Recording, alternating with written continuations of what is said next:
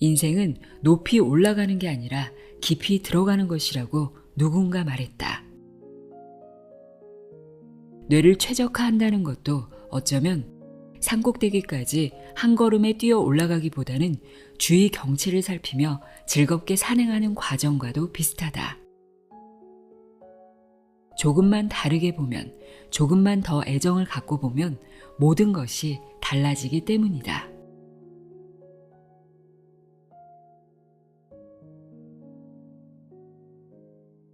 안녕하세요. 나의 소리책 갈피 소리내어 읽다입니다. 가끔 무기력하고 산만하고 머릿속이 멍한 느낌이 들 때가 있죠. 그럴 때는 같은 일을 하는데도 괜히 어렵게 느껴지고 일의 효율이 떨어지기도 합니다. 노력만으로 되지 않는다는 생각에 답답함이 밀려올 때도 있습니다. 이 모든 원인을 뇌 때문이라고 말하고 있는 책이 있습니다. 정신과 의사이자 작가인 가바사와 시온의 당신의 뇌는 최적화를 원한다 입니다. 저자는 몸도 마음도 고단하게 사는 우리에게 이렇게 경고합니다. 뇌를 괴롭히는 생활 습관과 업무 방식은 자동차 사이드 브레이크를 채운 채 엑셀 페달을 꽉 밟는 것과 같다고 말이죠. 이 책은 나의 일상의 태도, 감정, 행동, 컨디션, 이 모든 것을 뇌과학적으로 이해할 수 있는 책입니다. 뇌의 작용을 최대한 단순화해서 재미있게 설명하고 있습니다. 도파민, 아드레날린, 세로토닌 등 우리 뇌 속 대표적인 신경 전달 물질 7가지에 대해 그 기능과 역할을 소개하고 필요에 따라 스위치처럼 끄고 켜는 방법을 자세히 설명하고 있습니다. 저는 이 책을 읽고 뇌의 작용을 이해하게 되면서 나도 모르게 뇌를 혹사시켜온 생활 습관이나 식습관 등을 돌아볼 수 있었는데요. 일하는 순서를 조금만 바꾸거나 아주 간단한 생활 습관만 추가해도 스트레스 받지 않고 즐겁게 효율적으로 몰입해서 일할 수 있다는 사실을 알 수 있었습니다. 그럼 지금부터 뇌의 기능을 120% 발휘하는 우리 뇌를 최적화하는 방법을 알아볼까요? 가바사와 시온의 당신의 뇌는 최적화를 원한다. 내용의 일부를 읽어드립니다. 귀 기울여 들어보세요.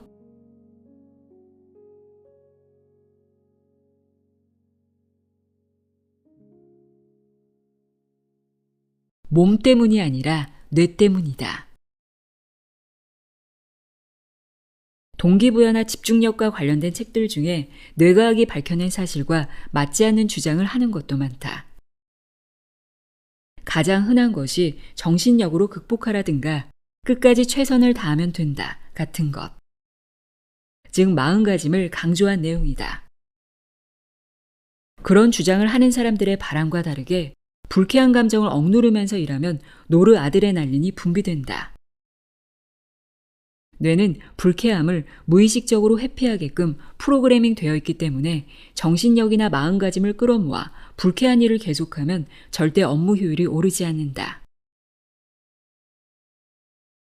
오히려 하기 싫은 일을 몇 달이고 계속하면 점점 스트레스가 쌓이고 결국 그 스트레스가 우리의 몸과 마음의 건강을 갉아먹는다. 업무 효율이 제자리 걸음인데 그치지 않고 건강마저 위협받는다는 말이다. 뇌를 괴롭히는 업무 방식은 자동차의 사이드 브레이크를 채운 상태에서 엑셀 페달을 밟는 행위와 같다.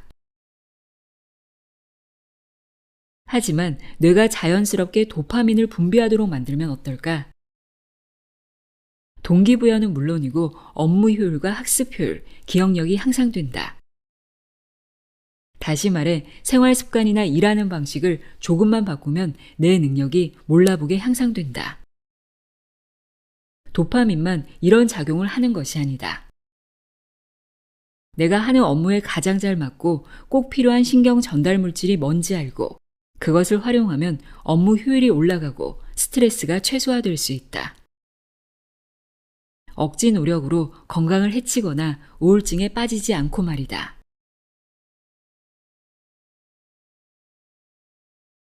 보상을 받으면 뇌도 춤춘다. 결론부터 말하자면 도파민은 목표를 달성할 때 분비된다. 내가 하는 일이 잘 풀려서 해냈다 라는 성취감을 느끼면 그때 도파민이 분비되며 우리는 행복에 젖는다. 참고로 도파민은 목표나 계획을 세울 때부터 분비된다. 목표를 세울 때 마음이 들뜨고 동기부여가 되는 것은 이 때문이다. 의욕이 나지 않아 힘든 사람은 이제부터 소개할 도파민을 분비시키는 방법을 꼭 실천해보자.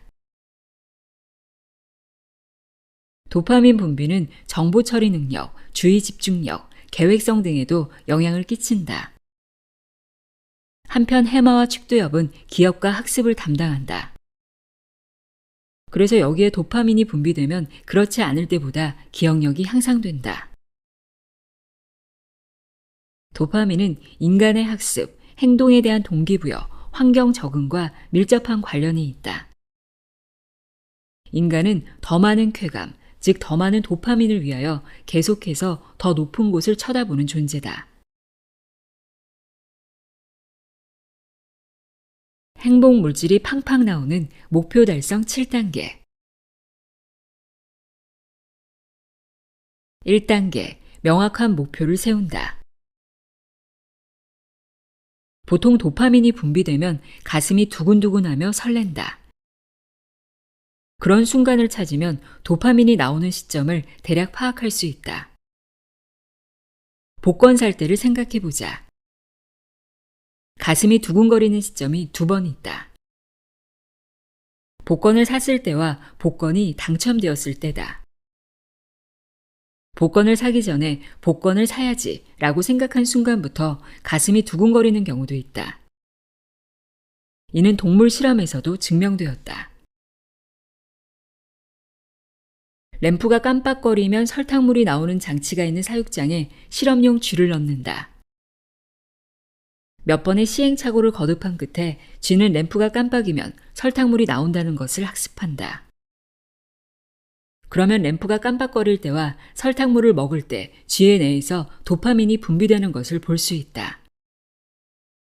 이 실험을 계속 반복하면 램프가 깜빡거리기만 해도 많은 양의 도파민이 나온다. 쥐의 머릿속에서는 설탕물을 기대했을 때와 실제로 설탕물을 얻었을 때 이렇게 유해 도파민이 나오는 것이다. 이를 인간의 목표 달성에 적용하면 목표를 설정했을 때와 목표를 달성했을 때 이렇게 유해 도파민이 분비된다는 말이다. 007 2번 산다 라는 영화가 있는데 이것은 도파민은 2번 나온다 라고 바꿔 말할 수 있다. 아무 생각 없이 살고 있다가 어쩌다 한번 행운이 굴러들어오면 당연히 기쁠 것이다. 하지만 그런 경우에도 도파민이 나오지 않는다. 도파민은 스스로 분명한 목표를 설정하고 그것을 위해 노력하거나 연구하는 과정에서 나온다. 그리고 목표를 달성하면 그때 다시 한번 도파민이 나온다. 이런 사이클을 돌리려면 목표를 세우는 습관을 들여야 한다. 그러나 그 목표가 너무 거창해도 좋지 않다. 장래의 원대한 꿈이나 10년 후 나의 모습을 상상하는 것도 자기 실현이라는 면에서는 아주 중요하지만 도파민 분비에는 별로 효과가 없다. 그보다는 단기간에 이룰 수 있는 작은 목표를 세워서 목표를 달성하는 과정을 여러 번 되풀이하며 마침내 큰 목표를 달성하는 것이 효율적이다. 회사도 월간 목표, 분기 목표, 반기 목표, 연간 목표라는 식으로 기간을 쪼개어 목표를 설정하는데 이것은 도파민 분비 측면에서도 옳은 방법이다. 일생일대의 원대한 목표를 몇 주 또는 몇 달이면 달성할 수 있는 작은 목표를 대체하기만 해도 강력한 동기부여가 되고 도파민도 오랫동안 분비된다. 마라톤 경기를 떠올리면 쉽다. 1km, 5km, 10km 이렇게 구간별로 여기가 몇 킬로미터 지점인지 표시되어 있다. 이 표지를 보면 5km 왔구나 혹은 절반 후 왔네 하고 중간중간 작은 성취감을 맛볼 수 있다. 2단계, 목표를 이룬 자신을 구체적으로 상상한다. 흔히 목표를 또렷하게 상상하면 그 목표를 이룰 가능성이 높아진다고들 이야기한다. 이는 과학적으로도 맞는 말이다. 구체적인 상상은 도파민을 분비시키고 동기부여를 해서 성공 확률을 높이기 때문이다. 의식적으로 그리고 가능한 한 명확하게 상상하는 것이 핵심이다. 목표를 달성한 자신을 상상할 때 얼마나 가슴이 두근거리고 설레는지에 따라 도파민 분비량이 달라진다. 당연히 목표를 달성할 확률도 달라질 것이다. 내가 원하는 긍정적인 이미지를 동영상으로 만들 수 있을 정도로 구체적으로 상상해보라. 그게 어디 쉬운 일인가 하고 피식거릴 수도 있겠지만 그 정도로 자세히 상상해야 효과가 있다. 꿈은 생생하게 상상하는 순간 실제로 절반은 이루어진 것이나 다름이 없다. 이는 반대로 말하면 전혀 상상할 수 없는 목표는 이루어지지 않는다는 말이다. 그러면 도파민도 분비되지 않으므로 선뜻 행동하지 못하고 꿈이라기보다는 공상에 그치고 만다. 3단계, 목표를 자주 확인한다. 목표를 설정하는 것은 마음속으로 막연히 생각하는 것이 아니다. 언제든 볼 수 있는 상태로 준비해 놓아야 한다. 예를 들면 목표를 종이에 써서 책상 앞에 붙인다. 다른 사람들에게 목표를 공언한다. 수첩이나 지갑에 목표를 쓴 종이를 끼워넣고 매일 본다. 이렇게 보기 쉬운 형태로 틈날 때마다 목표를 확인하자. 그리고 그때마다 목표를 이룬 자신의 모습을 상상하며 히히 웃어보자. 그렇게 해야 도파민이라는 의욕이 보급된다. 도파민은 장시간 또는 장기간에 걸쳐 분비되지 않으므로 중간중간 보급해줘야 한다. 그것을 위한 가장 손쉬운 방법이 목표를 반복적으로 확인하는 것이다. 동기부여는 자동차의 휘발유 보충에 비유할 수 있다.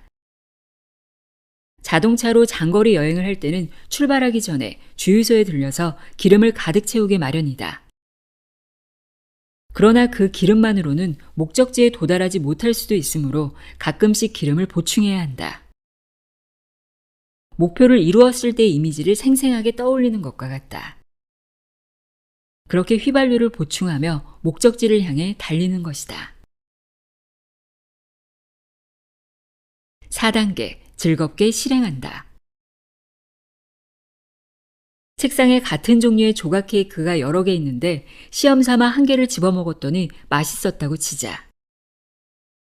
이때 뇌는 쾌감 자극을 받는다. 처음 먹은 케이크가 맛있었다면 그것을 다 먹고 나서 다른 케이크를 또 먹으려고 할 것이다.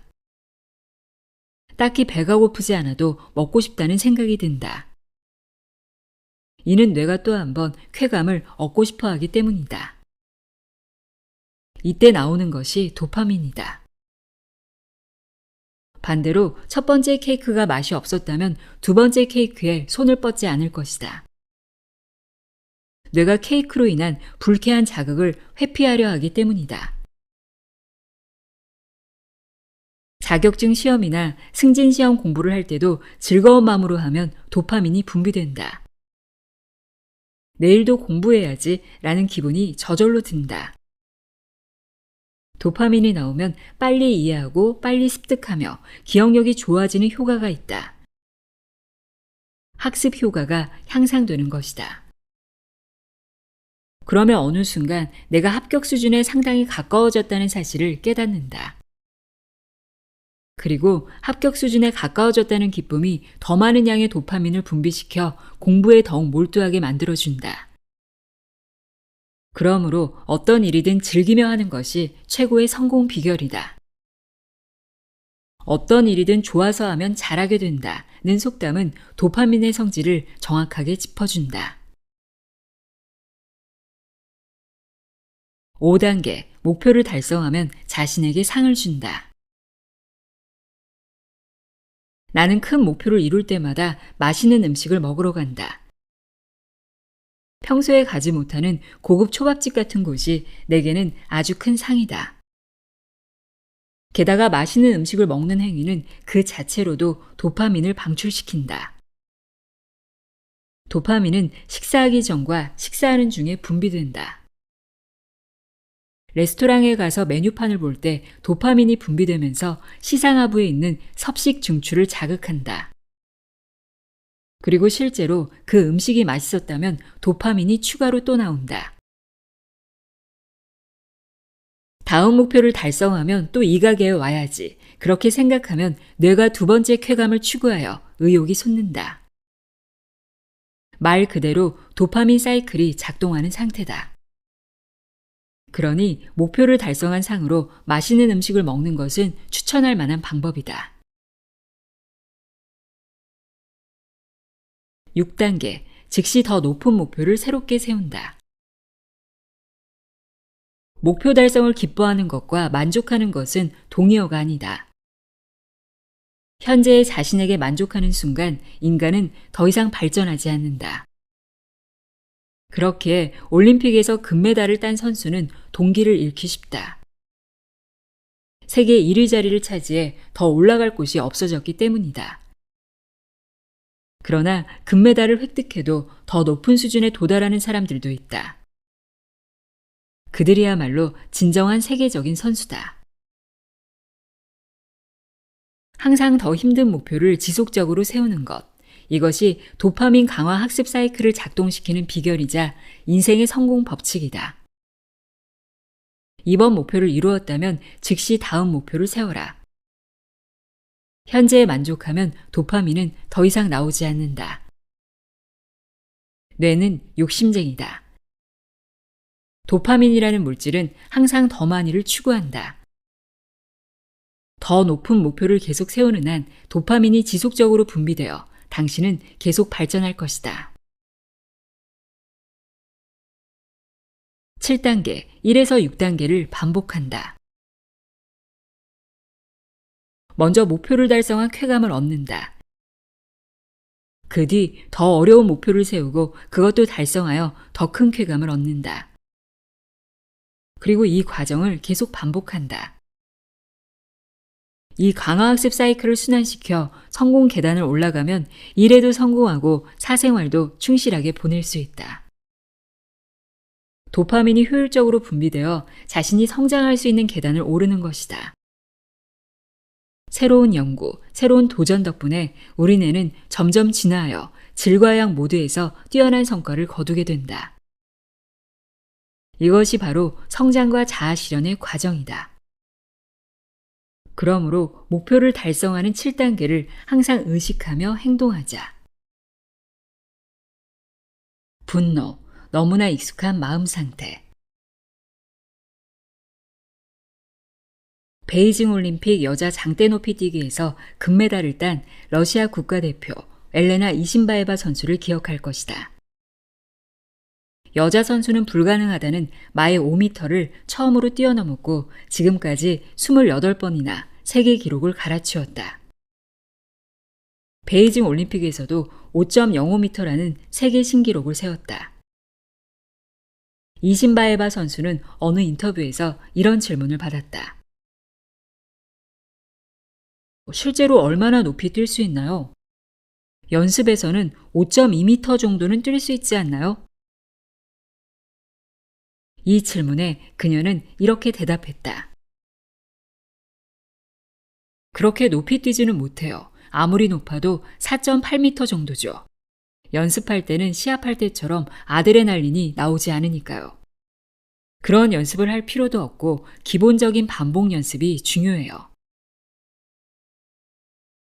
나는 매우 지당한 말이라고 생각했다. 세계 기록을 계속해서 갈아치운 선수가 아드레날린을 의식하며 연습하고 시합에 임했다는 사실을 깨달았기 때문이다. 아드레날린은 공포나 불안을 느낄 때 교감신경의 지령을 받아 부신 수질에서 분비되는 투쟁과 도피를 돕는 호르몬이다. 아드레날린이 혈액을 타고 방출되면 심박수와 혈압이 올라가면서 근육에 혈액이 퍼진다.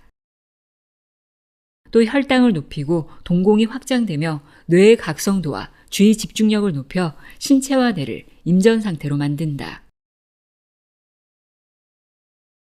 한국과 일본에서 아드레날린이 대중에게 꽤 친숙한 것 같다. 아드레날린이 나오고 있어. 아드레날린을 분비시켜 라는 표현이 일상생활에서 흔히 등장하는 데다 노래 제목도 있다. 그뿐 아니라 아드레날린 정키라는 말도 있다. 평온한 일상에 만족하지 못하고 아드레날린이 나오는 흥분과 위험, 스릴을 항상 추구하는 사람을 가리킨다. 스카이다이빙이나 번지점프, 모터크로스 바이크 등 강한 흥분과 공포감을 주는 스포츠에 도전하는 사람을 말한다.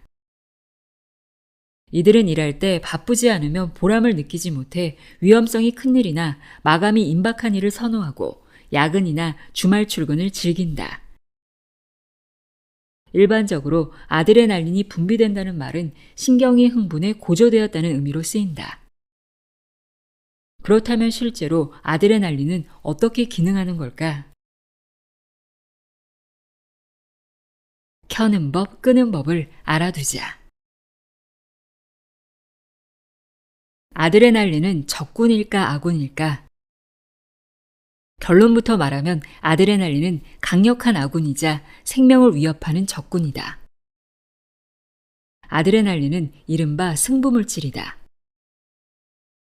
위기에 처했을 때나 막다른 골목에 몰렸을 때처럼 승부를 가르는 국면에서는 우리가 가진 잠재력을 끌어낸다. 그런 의미에서 아드레날린은 반론의 여지 없이 강력한 아군이다. 아드레날린을 끌어내면 자기 실력 이상의 성과를 발휘할 수 있다. 그러니 이 매력에 빠지면 일상생활에서도 아드레날린의 힘을 빌리고 싶어진다.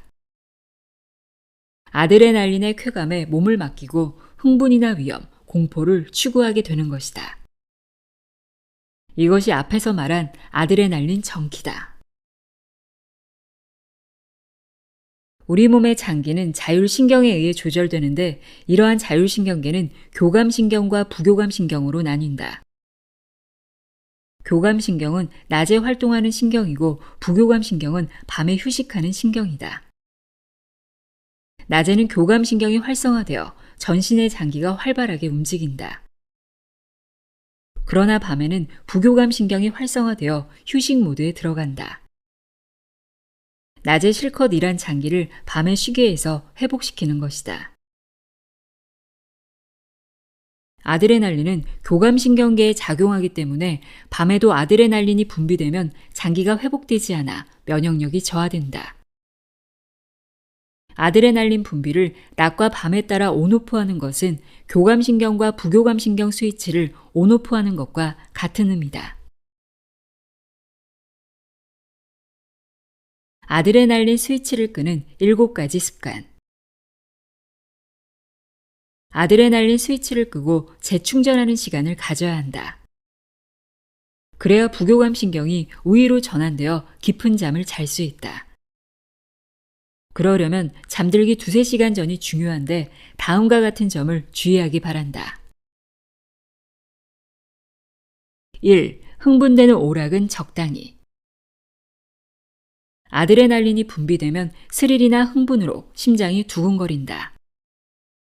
때문에 게임할 때 또는 액션 영화나 호러 영화를 볼 때 아드레날린이 나올 것이다. 노래방에서 목청껏 소리 지르는 건 역시 샤우팅 효과와 같아서 아드레날린이 분비된다. 나는 영화를 무척 좋아하고 게임과 노래방도 좋아한다. 이런 것들은 나를 흥분시킨다. 하지만 심야, 특히 자기 전에 즐기기에는 적절하지 않다고 생각한다. 2. 목욕이나 샤워는 40도를 넘지 않는 물에서. 일을 마치고 집에 돌아와 욕조에 몸을 담그거나 샤워를 하며 휴식을 취하는 사람이 많다. 이때 물온도에 따라 교감신경이 자극받기도 하고 부교감신경이 자극받기도 한다. 대체로 40도가 넘는 뜨거운 물에 들어가면 교감신경이 우위에 서고 40도 미만인 미지근한 물에 들어가면 부교감신경이 우위에 선다. 뜨거운 목욕을 좋아하는 사람은 늦어도 잠자리 들기 2시간 전에 목욕을 마치자. 한편 미지근한 물에서 느긋하게 하루의 피로를 풀면 아드레날린 스위치가 꺼진다. 미지근한 물에서 반신욕을 하면 부교감신경이 활동하기 때문이다. 3. 잠자기 전에 격렬한 운동을 하지 않는다. 귀갓길에 피트니스 클럽에 들러 상쾌하게 땀을 흘리는 사람도 있다. 이것은 운동 부족을 해소하는 데는 효과적인 생활 습관이지만 밤 10시 이후나 그보다 늦은 시간에 격렬한 운동을 하고 곧바로 잠자리에 드는 것은 교감신경 스위치를 켜둔 상태로 잠자는 것이다. 그러니 심한 운동, 즉 웨이트 트레이닝이나 유산소 운동은 잠자기 2시간 전에 마치자. 잠자기 전에는 스트레칭이나 요가처럼 움직임이 적고 가벼운 운동이 적합하다. 그래야 근육이 이완되고 부교감신경이 기능해 잠을 푹 잘 수 있다. 천천히 심호흡을 하거나 복식호흡을 하는 것도 좋다. 4. 밤늦게까지 야근하지 않는다. 야근을 마치고 마지막 지하철을 타고 귀가하면 씻고 자는 것밖에 할 수 없다. 이것은 잠자기 2-3시간 전까지 일을 했다는 말이고 잠들기 직전까지 교감신경이 우위에 있는 상태라는 뜻이다. 그런 상태에서는 집에 돌아오자마자 이불 속에 들어간들 곧바로 부교감신경이 켜지지 않는다. 긴장 상태에서 침대에 누우면 잠을 자도 피로가 충분히 풀리지 않는다. 즉 늦은 시간까지 야근을 하는 사람은 피로가 계속 쌓여간다. 5. 한가한 시간을 갖는다. 아무것도 하지 않고 멍하니 있거나 빈둥거려야 한다. 얼핏 시간을 낭비하는 것처럼 보이지만 아무것도 하지 않는 시간은 아드레날린을 잠재우는데 아주 중요하다. 이렇게 아무것도 하지 않는 시간에 좋아하는 음악을 듣거나 아로마 향을 음미하면 긴장을 완화하는 데 효과적이다. 집에 돌아와 푹 쉬어야지 하며 습관적으로 TV를 켜는 사람이 많다.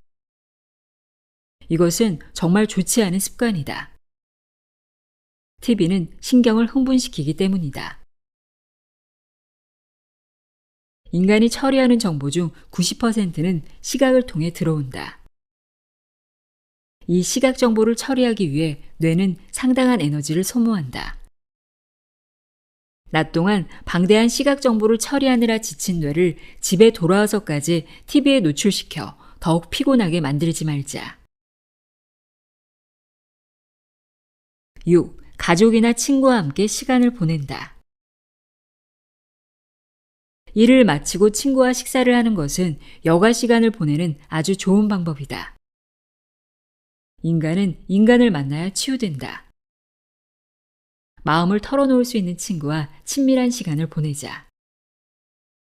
풍요로운 인간관계가 우리를 흥분과 긴장에서 해방시켜준다. 7. 적극적으로 휴식한다. 대부분의 직장인은 일을 열심히 해야 한다고 생각한다. 즉 의식적으로 일 생각을 한다. 반면 휴식에 대해서는 별 생각이 없다. 휴일을 의식하지 않는 생활을 계속하다 보면 결과적으로 몸이 망가지거나 우울증에 걸린다. 일을 더 열심히 하기 위해서라도 의식적으로 아드레날린을 잠재우고 적극적으로 휴식을 취해야 한다. 일찍 일어나는 자가 더 많은 세로토닌을. 일찍 일어나면 일이 잘 된다는데 정말일까? 오전 중에 어떤 일을 얼마나 하느냐에 따라 하루가 확 달라진다는데 이것도 정말 그럴까? 둘 다 의학적으로 맞는 말이다. 기상 후 2-3시간을 뇌의 골든타임이라고 부르는데 뇌가 가장 활발하게 움직이는 시간대이기 때문이다.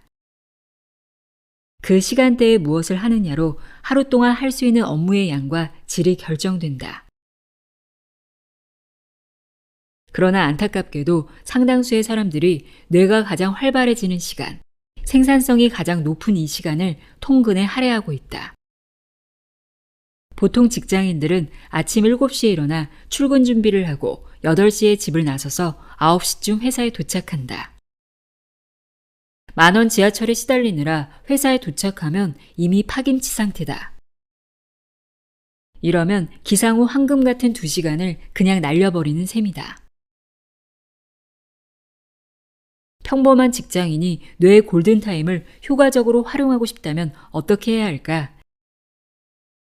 지금보다 2시간은 일찍 일어나야 한다. 출근 전에 자기만의 시간을 확보하고 그 시간에 책을 읽거나 공부를 하거나 글을 쓰거나 서류를 정리하는 것이다. 그러면 믿을 수 없을 정도로 일이 잘 돌아갈 것이다. 그 집중력의 페이스가 떨어졌을 무렵에 통근 지하철을 타면 된다. 이 아침 2시간 동안은 보통 휴대전화도 울리지 않고 바깥도 조용하다. 잡념 없이 집중하기 좋은 환경이다. 세로토닌이 분비되면 오늘 하루도 잘해보자는 의욕적인 마음이 든다. 몸에 활력이 솟고 기분이 쾌활해진다. 머리가 맑아져서 곧바로 일을 시작할 수 있는 상태가 된다. 세로토닌의 합성과 분비는 해가 뜨면 활발해지고 오후에서 밤이 됨에 따라 점점 줄어든다. 그리고 깊은 잠에 빠져 있는 논렘 수면 중에는 전혀 분비되지 않는다. 즉 세로토닌은 수면과 각성을 통제하는 뇌내 물질이다. 커튼을 열고 자면 아침에 쉽게 눈이 떠진다. 쓸모있는 이 습관은 세로토닌의 작용을 활용한 것이다. 해가 떠서 태양빛의 자극이 망막에서 봉선액으로 전달되면 세로토닌이 합성되기 시작한다. 그리고 세로토닌에서 발생하는 신경 내 정보 전달, 임펄스가 뇌 전체에 퍼져 뇌를 시원한 각성 상태로 만든다. 지휘자가 지휘봉을 휘두르면 오케스트라 연주가 시작되듯이 빛 자극에 의해 세로토닌이 활성화돼야 뇌 전체가 하루의 활동을 시작할 수 있다. 즉 세로토닌으로 쾌적한 하루가 시작된다는 말이다. 반대로 세로토닌이 부족하면 우울해진다.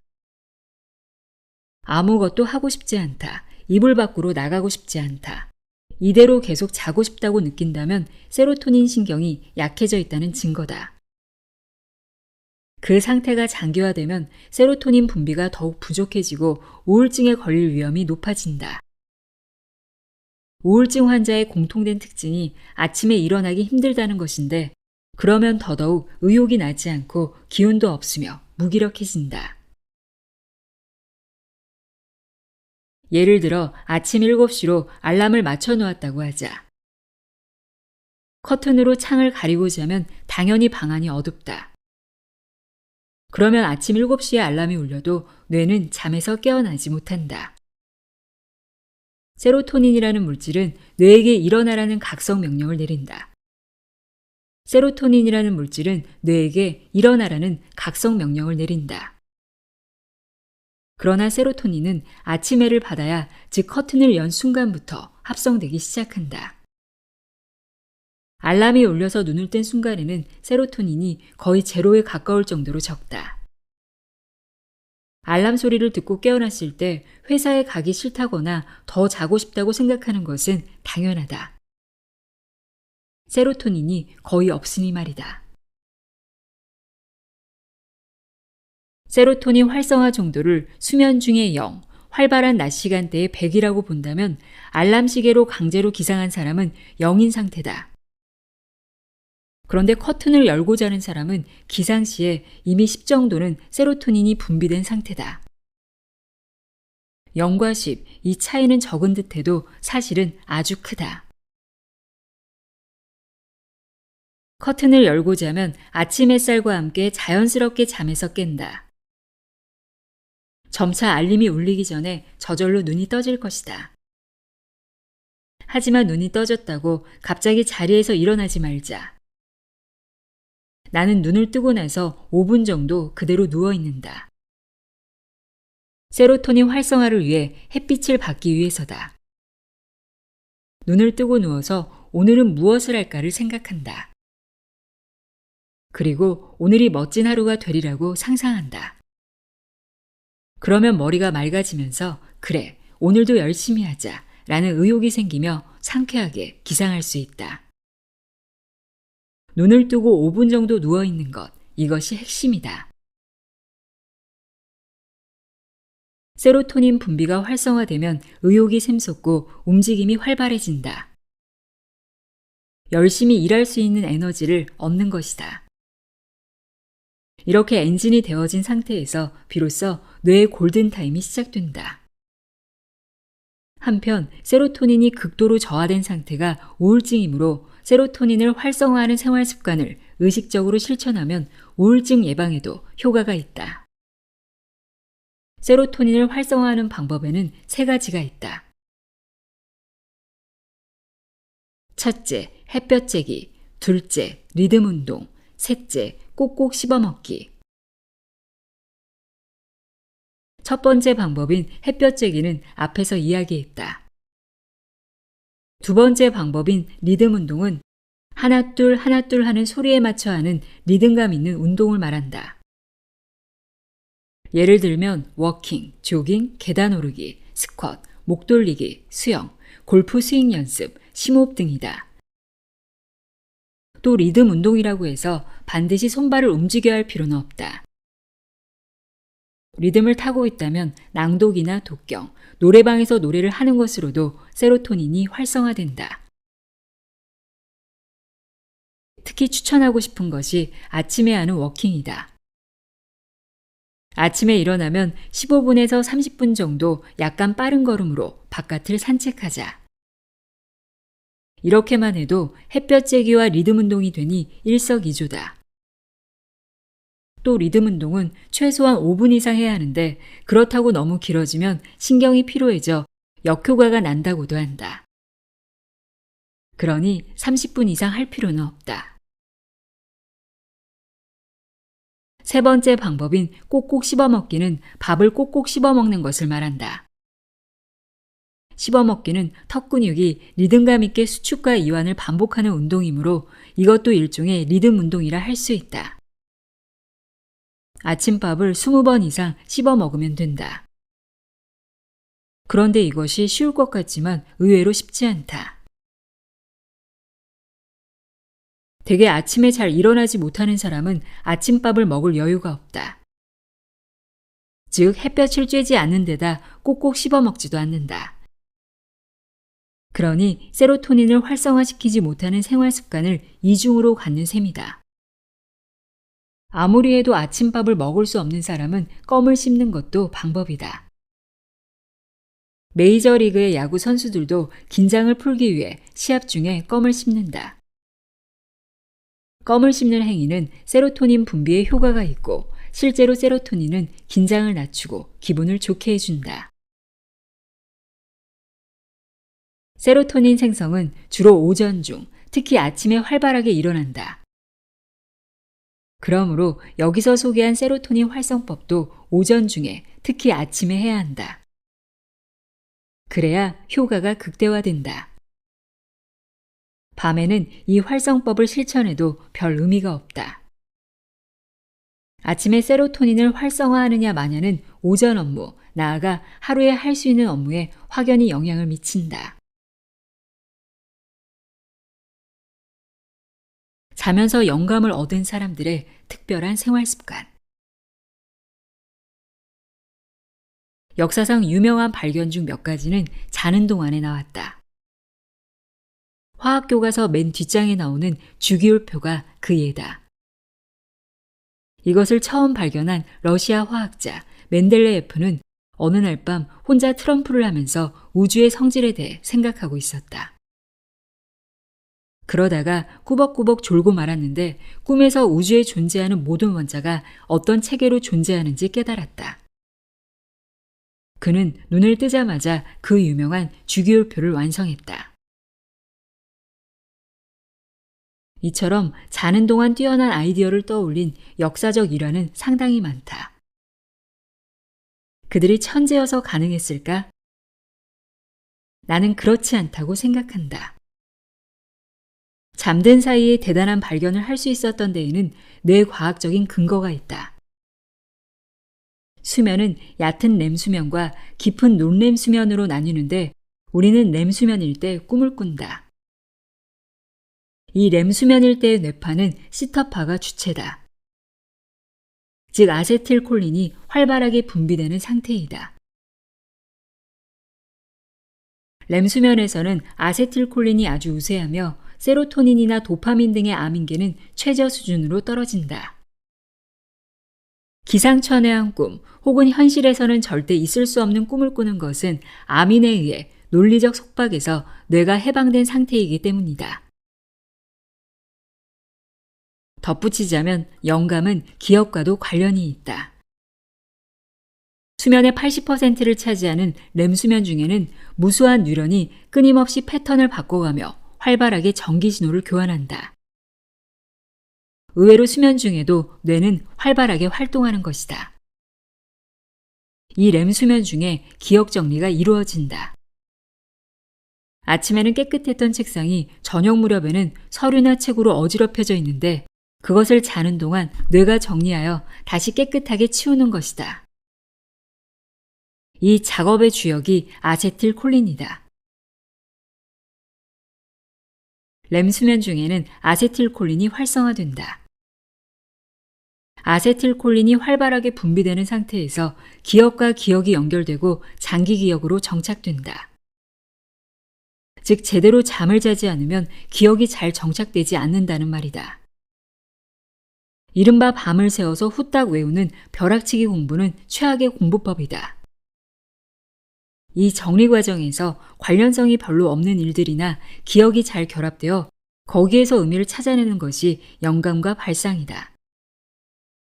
역사상 엄청난 발견이 꿈에서 힌트를 얻었거나 잠에서 깬 그 순간에 떠오른 것은 뇌과학적으로 말하면 당연한 결과를 할 수 있다.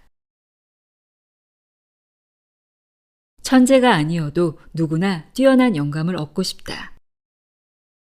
사실 여러분도 충분히 자면서 영감을 얻을 수 있다. 영감이란 무에서 뛰어난 아이디어가 떠오르는 것이 아니다. 뇌에서 여러 가지 정보가 결합되어 생기는 것뿐이다. 아이디어의 재료는 이미 우리 머릿속에 다 있다는 말이다. 뛰어난 발상을 하려면 많은 정보를 입력해야 한다. 많은 책을 읽고 여러 정보를 접하며 다양한 경험을 통해 수많은 시행착오를 함으로써 영감을 얻게 된다. 영감이 번뜩인 그 순간에 즉시 적어놓는 것도 중요하다. 영감은 신경세포의 발화에 지나지 않는다. 쉽게 말하자면 불꽃이 팍 하고 튀는 것이다.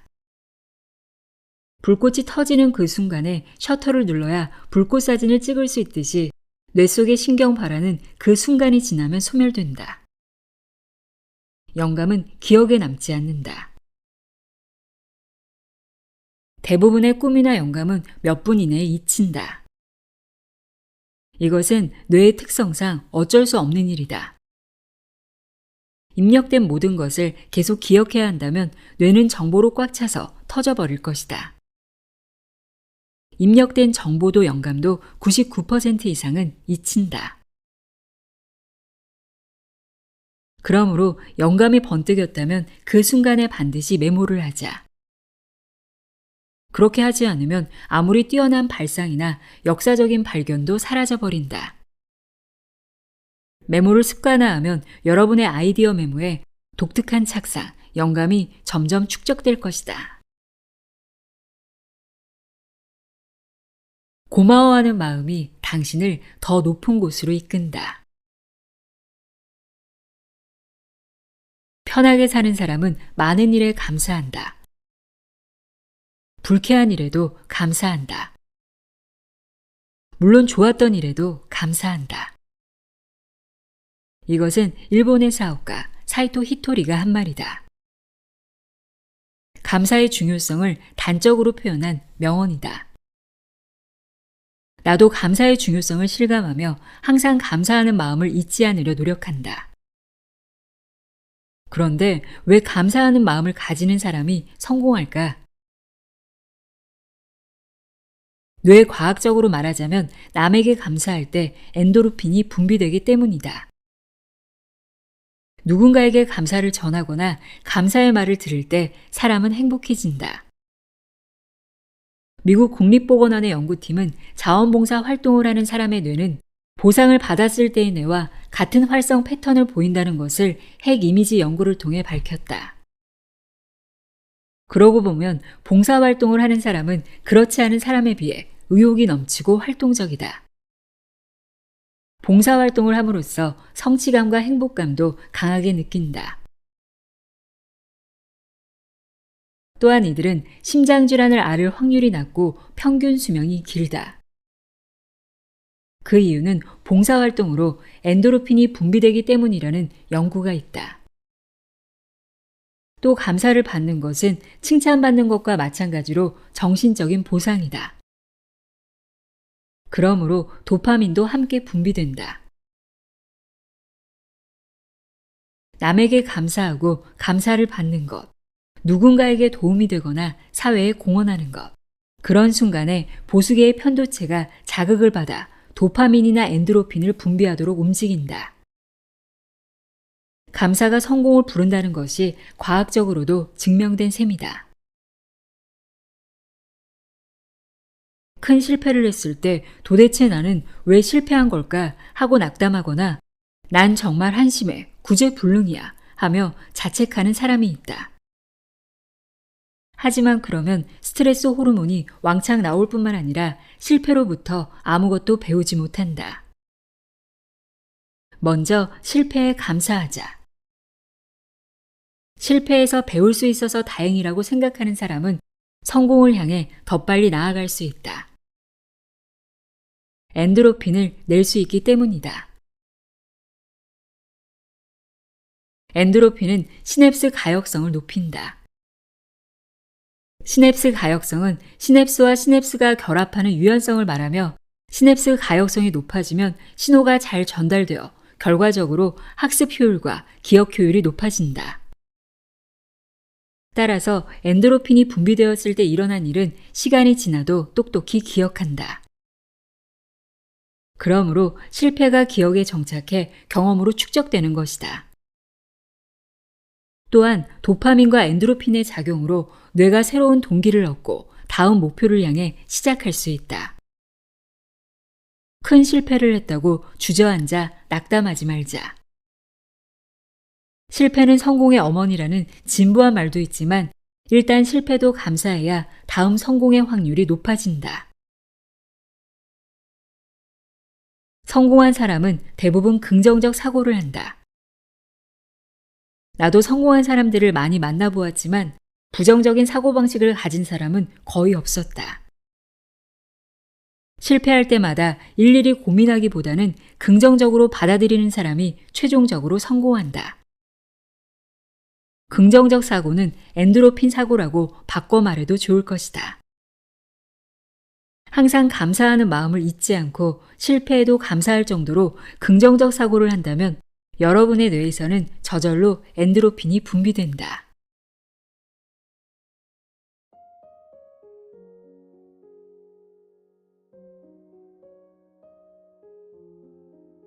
지금까지 당신의 뇌는 최적화를 원한다 읽어드렸습니다. 긴 시간 들어주셔서 감사합니다.